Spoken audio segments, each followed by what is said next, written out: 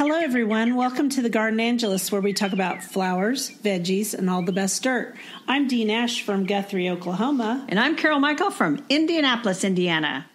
Hey, Carol. Hey, Dee. It's the month of May. Thank goodness, which is your favorite month of the year, and pretty much mine, too. I'm so grateful for May. Shall we start with a quote?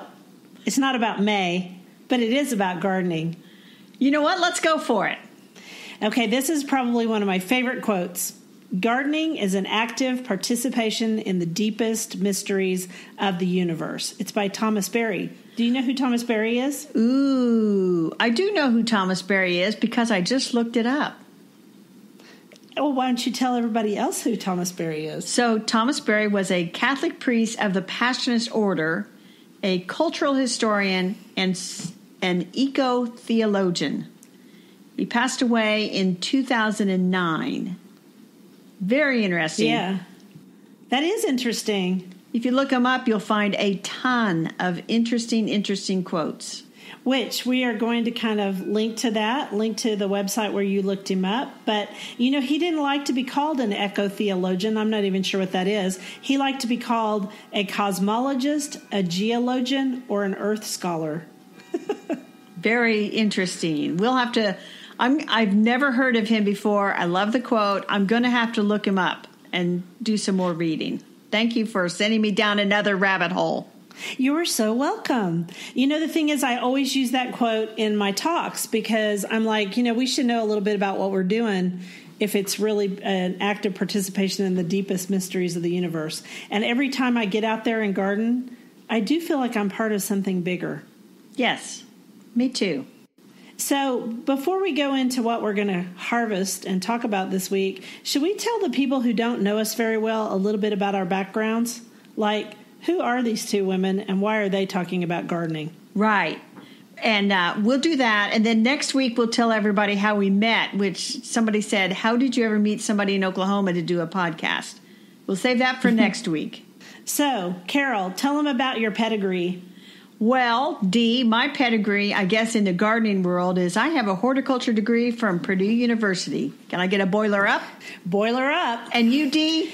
Well, I have a journalism degree from the University of Oklahoma with an emphasis in botany because I liked life sciences, but I did not want to dissect cats. That's the truth. And so I went into botany, fell in love with it, and took every bit of botany I possibly could take. And I still love botany.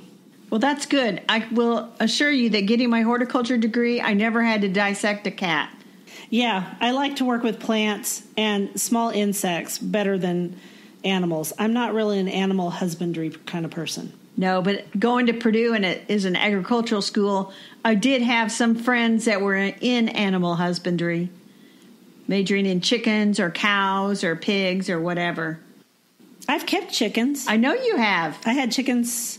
I kept chickens for about 20 years, and I might get them again, but I like to travel a lot, so I've been trying to pare down how many animals I have, and the bees are enough work. So for right now, no chickens for Dee, but maybe someday. What are you harvesting? I am pulling radishes, pulling green onions, and I'm cutting the first of the lettuce crop. All delicious. Well, that's kind of a coinky-dink because guess what? My spinach isn't ready yet. It's very slow. And I'm harvesting lettuce, leaf lettuce, and green onions. I did not plant radishes. But let's just talk a little bit about those turnips that we're competing against. My turnips look amazing. Mine do, too. They're starting to make little turnips, which I'm excited about. My husband came in the other day and he said, hey, you have a whole bunch of lettuce to harvest in that cold frame out there. And I said, there is no lettuce in that cold frame. There is. And he goes, yes, there is. And so we walked over and looked in the cold frame where I knew there wasn't any lettuce. But I had to prove it to him because he is who he is. And he looked down and he goes, see, lettuce. And I said, nope, those are turnips. Turnips and lettuce leaves don't look all that much alike, Dee. Bill is not a gardener. But we should tell people, I mean, turnip greens, the leaves, are edible. They are edible. Mine are kind of fuzzy, so you definitely want to cook them, but they are edible. I'm just going to eat the turnips when they come. Well, but first we're going to have to take pictures and judge who has the best turnips. Yeah, may the best turnip grower win. And that is going to be me. Yeah, sure. Whatever. Well, we weren't going to talk about turnips forever. We're going to go on to our flower D. Yes, we have my favorite flower family this week. And guess what? I have another quote because people said they love our quotes. It's my favorite quote of all time, probably, and it's by my very favorite author, Ray Bradbury. And it says, "Bees do have a smell, you know, and if they don't, they should, for their feet are dusted with the spices from a million flowers." Ooh, I like that. I do too. So, what's our plant family this week, Carol? The plant family this week is Compositeae. Compositeae, which is also known as Asteraceae. How do you say that even? Asteraceae? Asteraceae. Ooh, I did it right. Compositeae and Asteraceae. It's the same family, folks. It's also sometimes called the sunflower family. But today, we aren't exactly talking about sunflowers. We're talking about daisies. Daisies are wonderful plants. They are wonderful plants beloved by pollinators. They are. And I got to tell you, I think daisies are kind of plain. What? Yeah. I mean, all daisies? I'm not as enthused about daisies as you are. But they're a fine flower. Oh, well, I love daisies. In fact, I love everybody in the Compositeae family. But daisies, I really like the perennial daisies, which are Leucanthemum times superbum, known as Shasta daisies. And I have two favorites. I have two favorite varieties. One is Becky, and Becky won the perennial plant of the year. And I can't remember the exact year, but it definitely won it. And then the other one is one put out called Banana Cream. And Banana Cream starts out yellow and eventually kind of fades to white. Becky is just a good, strong white daisy, and I love daisies because they feed all of my pollinators. They are sweet little flowers.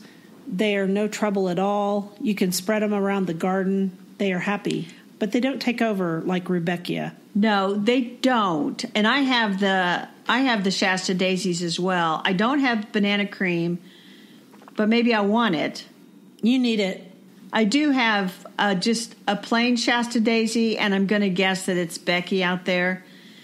But to me, and I hate to disagree with you, Dee, because you're usually pretty smart about this gardening stuff. The Shasta daisy, it kind of blooms, and then I deadhead it, and I don't really get much more out of it. To me, it's like 2 weeks of bloom, and then goodbye. Really? Yeah. It blooms about a month here. I wonder if it's because you're in Indiana and I'm in Oklahoma, because it blooms a long time here. You know what? I won't swear that it's only 2 weeks, but maybe it's after 2 weeks it's kind of so boring I move on. Now, let me ask you a question. Do your daisies flop? No. They dare not. Okay, then you probably do have Becky, because Alaska was an older cultivar, and Alaska does flop, but it has a thinner leaf too than Becky does.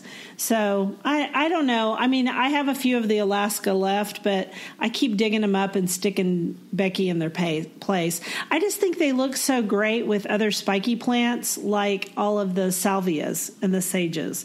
I think those behind the daisies or in front of the daisies, I think it looks really good. We'll talk about salvias maybe next week because I got a ton of those. I do too. I love those.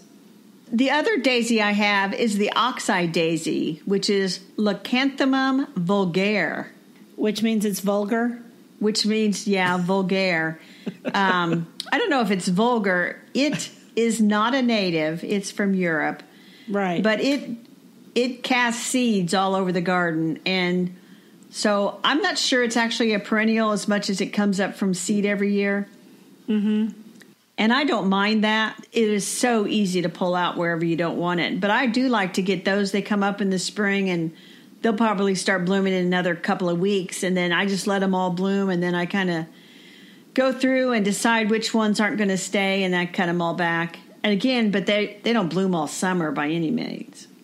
No, they don't bloom very long at all. And neither does Eastern daisy fleabane, which is actually in a different, is it genus? Yeah, different genus, sorry. It's I can't even say that word, Erigeron, annuus, which is interesting because that means that it's an annual, right? Yes. But what I read when I went and researched it is that it can also be a biennial, that it's not always an annual. So I don't know. It's common fleabane. Almost everybody has it. And, I think there are a couple of species of fleabane out there. The eastern There daisy definitely fleabane is what we both have. And I had to chuckle one day because I got a British gardening magazine, and I opened it up, and it's like a centerfold picture of common fleabane, which just goes to show that, I mean, I've never planted fleabane, but it comes up in my yard. Me too. And, to them, it's an exotic, one of those exotic North American plants. Which they love. The English love the exotic American plants, and then they take them and they improve them, and then they send them back over here sometimes as improved ones. But, this one, it grows all over my garden, and I just decide what I want to keep and what I don't want to keep. And while my honeybees are not really interested in it, small bees and small hoverflies are really, really fond of eastern fleabane. Right. And eastern fleabane, if you don't let it go like completely wild, I think it's a nice mix-in plant. It's not going to like knock your socks off when you walk out the door, but it kind of mixes in and adds a little bit of something to the perennial border. So I don't mind a little bit of it coming up and blooming. No, me neither. And the truth is it blooms when other stuff isn't blooming. Like here, I don't know what it does in Indiana, but in Oklahoma, it comes up and blooms a little bit, like after the bulbs, but before, say, the roses have started. So my fleabane is almost at the end of its little life, and I'll just go out there and pull it up in handfuls. And our fleabane is really just getting started, and we often have fleabane blooming all the way into fall. Wow. Mine just kind of blooms and then it's done. But what? I pull it up, so it probably would bloom more, but I get tired of it and I want it to go away. So I pull it up. But it comes back every year from seed. Right. You're never going to get rid of fleabane. Hey, I thought of another reason to grow daisies. What's that? It's the ultimate decision-making plant. What does that mean? Well, you've heard of people say, she loves me not, and they pull off the petals. So you can say, so I should buy this plant, I shouldn't buy this plant. I should buy this plant, I shouldn't buy this plant. And you can just pull off the daisy petals, and then you end up with a decision. The daisy petals that aren't even really petals. They're really sterile ray invulcral bracts, which we've talked about bracts before, especially when we were talking about poinsettias. The actual fertile flowers is that yellow disc in the center. Yes. So anyway, pull off those sterile ray involucral bracts to make decisions. Why don't we just call them petals, Dee? Yeah, let's just call them petals. Even though they really aren't petals, let's just call them petals. And and be glad that we have them for bees and hoverflies and all the other little creatures. Also, you came up with two other daisy-type plants. Chamomile was one of them. Chamomile is an herb, obviously. I think people know that. But it has a daisy-like flower. And I've been trying to get this to naturalize in my back lawn because when you cut chamomile, it smells like apples. And you call it chamomile, and I call it chamomile. Right. Potato. Okay. Because I'm from Indiana and you're from Oklahoma. Right. So we pronounce things differently a lot of the time. So what about Gerbera daisies? Call them Gerber daisies. But yeah, Gerbera is the genus. But they're grown as an annual. Yeah. Nice big flower, nice in a pot. Like most annuals, it benefits from cutting back the old flowers so that it'll produce new blooms. Otherwise, it just kind of peters out. And here in Oklahoma, it looks really great in the garden center. And then you bring them home and they die within a month because it just is too hot for them. And people put them in pots. And in fact, my best friend Amy, who called me this morning, she told me she had put Gerber daisies in her pots, and I just didn't say anything because I feel like I'm always shooting her down because she does things like that. And then she'll be really sad in about a month because she'll say, "What happened to my Gerber daisies?" And I'll say, "Well, they petered out because they just don't like the hot weather here." Right. They don't like the hot weather here. I think the way to use Gerber daisies is to buy them in bloom at the garden center and then use them as a centerpiece for about a month and then let them go. Let them go to the compost bin. Yeah, just send them to the great compost bin in the sky. Yes. Okay, and also let's talk quickly about, well, I don't want to talk about sunflowers right now. Let's just say sunflowers are also daisy-like in appearance because they are part of that same family. But we will talk about sunflowers much more later because I love sunflowers. Yes, and we're both going to be, I haven't even sown the seeds for sunflowers yet. It's far too early here. I have not sown them yet either. It's time for me to do it here, but I just got my beds cleared out. There you go. You better get on it, Dee. Okay, I'll get with that, Carol, as soon as I get off of here. All right, let's go on to our vegetables, shall we? Well, before we go on to our vegetable, let's discuss something that happens to gardeners in the spring. Okay, what's that? Some gardeners get really anxious about getting everything planted, and they're afraid if they don't get things planted just as soon as possible, it's going to ruin the whole season. And I tell people, like my sister, relax. There is still time. It is early May. You do not have to have everything in the ground here by Mother's Day. That's too early for some things around here. So I tell people, if gardening has you all in knots and really anxious, you're doing it wrong. I completely agree. I mean, I garden a really big garden, and if I sat around and worried about all the things that I've still got to do, I would be like immobile. I would be frozen and not be able to finish them. So what I do is I just try to take it one little garden room at a time or one little bed at a time, and I just do the best I can and move on. I did hire some help, too. So I finally found 2 ladies that can actually weed and not weed out my plants, my good plants. So, yeah. I paid for some help this year. That's good. Good. Okay, now we can move on to a vegetable this week. Okay, you ready for our vegetable? Summer squash. Yes, summer squash, which is delicious. Yeah, I think squash is good, but I don't think it has much taste to it. Well, you don't fry it. If you fry it, it's really good. Well, I don't fry my squash because I'm frying my eggplant, which is really good fried. But we're not talking about eggplant. Let's talk about squash. What's your favorite variety? My favorite variety of squash. Well, really, my favorite variety is yellow straight neck, but that's also a favorite variety of squash bugs in Oklahoma. And we've talked before, you and I by ourselves, that we do not have the same experience with squash bugs. You do not fight them like I do. No, I do not. So what I grow instead of my favorite variety of summer squash, I grow yellow crookneck and I grow gray zucchini because these are both more resistant to squash bugs. That doesn't mean that you won't get squash bugs because in Oklahoma, I can pretty much promise you will. And you can use diatomaceous earth around the bottom of the plant that it kind of dries out the nymphs, but it will not kill the adults. So you have to put down a piece of board or something and trap them underneath and check your squash plants every day. And here's the deal. Some years I don't grow squash, especially if I'm going to be gone in June because I can't keep up with it. So what I do is I go to the farmer's market and I buy organic squash from the farmers. Yay, farmers. So I grow a great round variety called cue ball, which is a light green, and it looks like a cue ball. I've seen it. I've grown it. And I talked to the breeder of that, and he said it would never show up in a grocery store because it has a really thin skin. And so easily damaged, easily nicked. I have seen it at our farmer's market. But I think it's one that if you want to grow squash, grow the varieties that you wouldn't normally encounter in the grocery store. And there's some really good ones out there, like cue ball. And you don't even have to skin it to eat it. No, you just eat the skin. And you know what? I don't skin, okay, on the crookneck, because sometimes the skin gets kind of thick, but not if I harvest it young. If I harvest it young, it's still thin, and I don't peel any of my summer squash. But I agree, cue ball is a very thin skin, and it is a delicious little variety.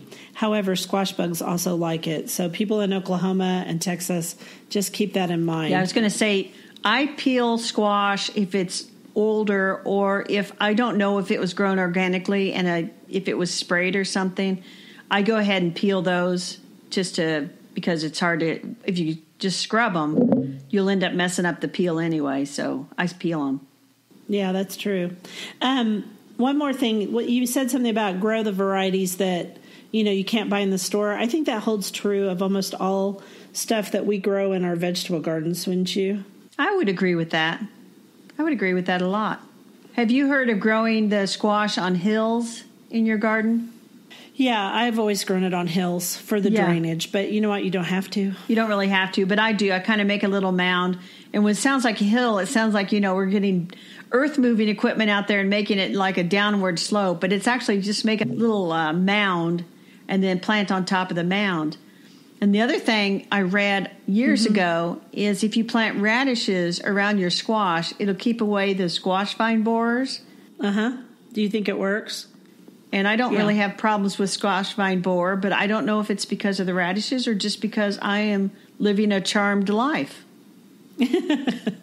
Yeah, I don't have too much trouble with squash vine borers. Occasionally I get them on older plants, but I've heard the radish idea too. But here's the deal. Even if it doesn't keep away squash vine borers, if you let it go to flower, then you'll attract pollinators to your garden. And what does squash need? It needs pollinators. Pollinators. Yes. Squash has a male flower and a female flower, and so you need a bee to go to the male flower and pick up the pollen and then visit the female flower to pollinate it.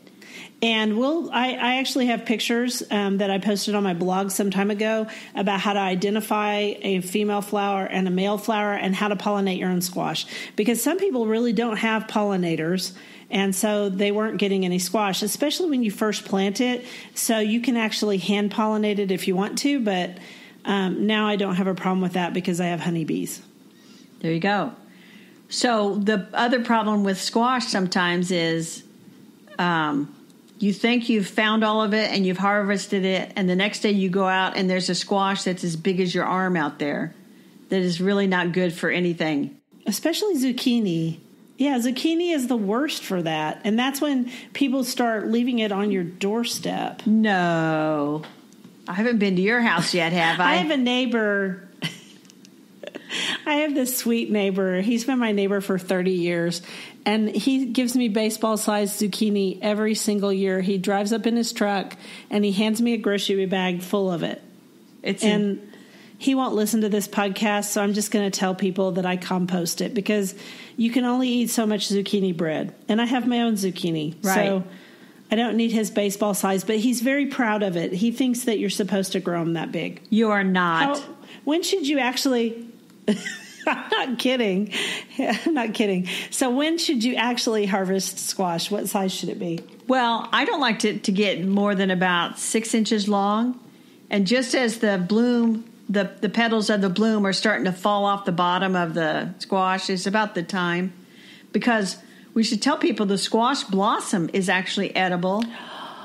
And oh my gosh, squash blossoms are so unbelievably good. I mean, they are so good. And you know what? You get a lot more male flowers than you have female flowers. So you can harvest a bunch of those male flowers. You can. And you can stuff them with cheese. There's all kinds of things you can do with them. I like them. I don't eat them fried very often, but once a year I harvest them and I fry them in kind of a beer batter. And oh my gosh, it's so good. Yeah, I've eaten them once. I had a coworker, and he always begged me to bring him squash blossoms, and he passed away, and so may he rest in peace. I can't really think about my squash blossoms without thinking about this guy. He's a nice guy. Oh, that's a sweet story. So, and I do tell people, speaking of composting the big zucchini, I tell people, ultimately, that's why you have a compost bin, people. A place to hide the overgrown zucchini. Exactly. That's a good place for it. So, and in my second book, Homegrown and Handpicked, I talked about how to get rid of extra summer squash. And, there's the old trick of leaving it in unlocked cars at the parking lot, putting it... Oh, that's rude. Putting it on the doorstep of the neighbor, but don't hang around, ring the bell and run. So you don't want them to know it was you. Or you could be like my neighbor who thinks that that's the size they grow. Oh, no way. He's really proud of them. He really is, and that's okay. It makes him happy, and he's about 85 now, so I'm really okay with it. I take him with great gratitude, and then I go put him in the compost bin. That's nice. But back when I had chickens, I fed it to the chickens. Oh, the chickens probably would gobble it up. They loved it. So should we talk a little bit about winter squash and how it's different and why it's a little bit different? Sure. Winter squash, summer squash. People want to know what's the difference. Winter squash, just basically think of it, it has a tougher skin and it's able to be stored for winter eating, and it can be stored. It doesn't have to be refrigerated, just kept kind of away from moisture. You don't want it to rot. But right. Acorn squash, Hubbard squash, butternut, spaghetti squash, those are all winter squashes. Also good, but the skin is tough and you would never eat the skin. Right.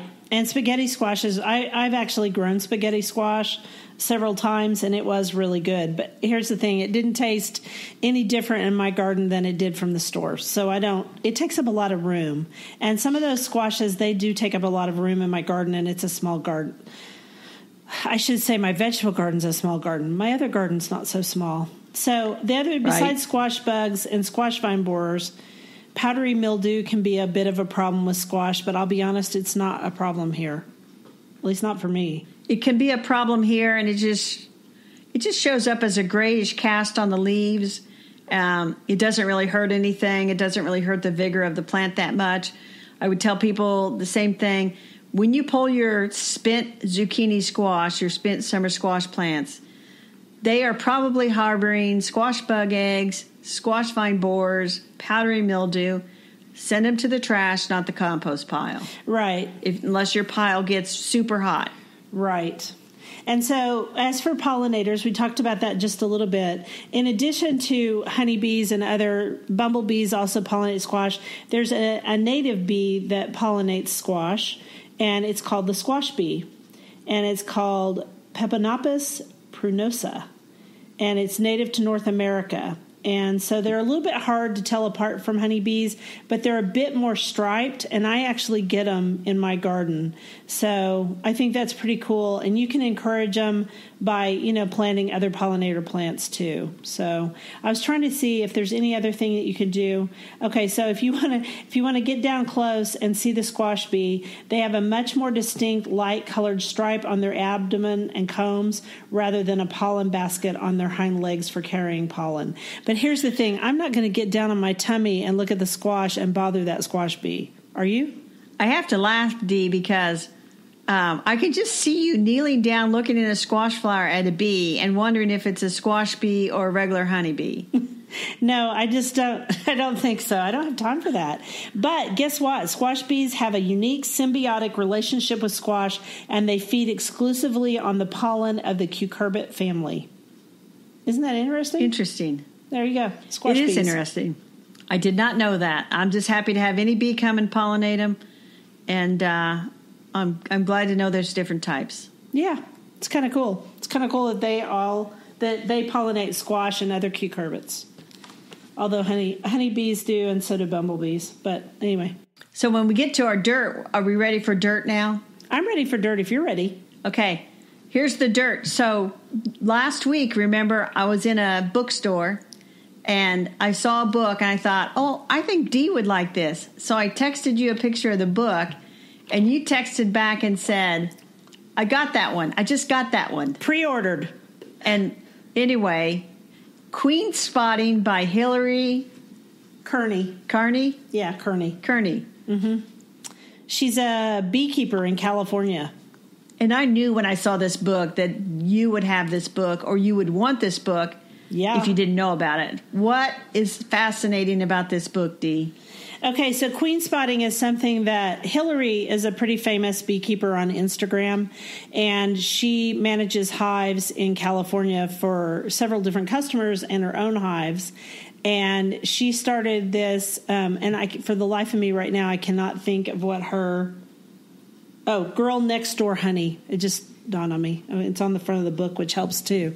Anyway, Queen Spotting is the name of the book, and it says, meet the remarkable queen bee and discover the drama at the heart of the hive. But what makes this book so much fun is that Hillary started doing this thing on her Instagram account where she would post a picture of a frame of bees. Frames are those pieces of that's honeycomb, that fit down the frames, that they make the honeycomb on the frames. They fit down in your beehive. And so when you pull them out, if you see a bunch of bees in an Instagram picture, that's almost always a beekeeper showing you a frame. So she started doing this thing with all of her followers, and she has a lot of followers.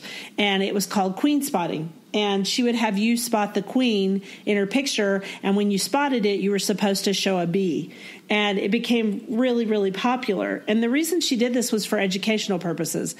If you are a beekeeper, you need to be able to tell the difference between your queen and your other bees. And that should sound really easy because queen bees are bigger than the other bees. They have a long abdomen so that they can lay eggs because they have tons of eggs.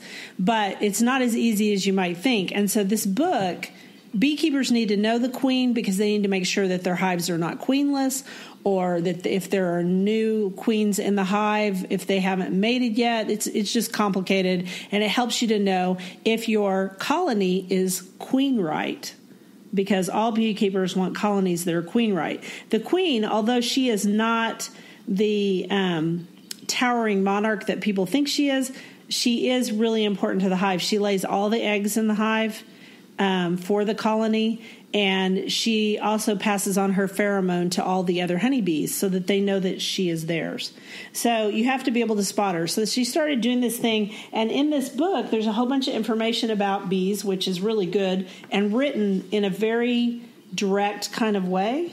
And then there are 48 queen spotting challenges, and they start out easy and they get hard. And if you got a hive that is full of bees, I can tell you the queen is not always easy to find. Well, I've never looked in a hive like that, so I wouldn't know how to spot a queen. But it sounds like that would be a book if I was wanting to figure out more about bees. That would be the book to get. Yeah, I mean, it's a good book anyway, whether you're a beekeeper or not. It's just a good book. It's a pretty book. It has great information about all different bees, and I learned some new things about drones, which are the male bees. And I think it'd be a great one for kids that are about 12 years old and up, because I think it would be like Where's Waldo? They could look for the bees. So it's kind of fun. I was wondering about kids, if that would be for kids. Although, we're like kids at heart. I would like a book where I go page after page and try to find the queen. That would be fun. Well, it is fun, and I've found about half of them, and then I stopped myself so I didn't keep looking at them because I wanted to get, how you want to savor a book and hold on to it. That's what I want to do with this book. It's that much fun to read. And she showed, like, for example, she showed in here, have you ever thought about how bees make wax for their honeycomb? I didn't until I became a beekeeper. Well, they have this little organ on the bottom of their tummies, and it emits wax. How is that even possible? It's back to that mysteries. I don't know. I don't know. Mysteries of the universe, Carol. Well, we will definitely put a link to this book, and we encourage our listeners to go to your independent bookstore and ask them to get you a copy of Queen Spotting. Right. And if you can't, just buy it off Amazon with our link. That's okay, too. And with that, I think that concludes everything, Dee. I think that concludes today, too. If you guys are trying to send us questions or comments, send them to thegardenangelist@gmail.com, or you can comment on Facebook, Instagram, and on Twitter. And we try really hard to update you guys with the best information we have. And we'll even go out and look for it if we don't know the answer. That's right.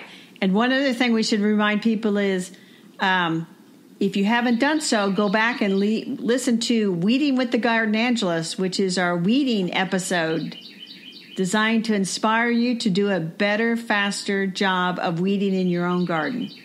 It was fun to do, and we hope you enjoy it too. Right. We want to do for weeding with our podcast what Jane Fonda did for exercising back in 1982 when she came out with her workout video. And we promise it's not as hard.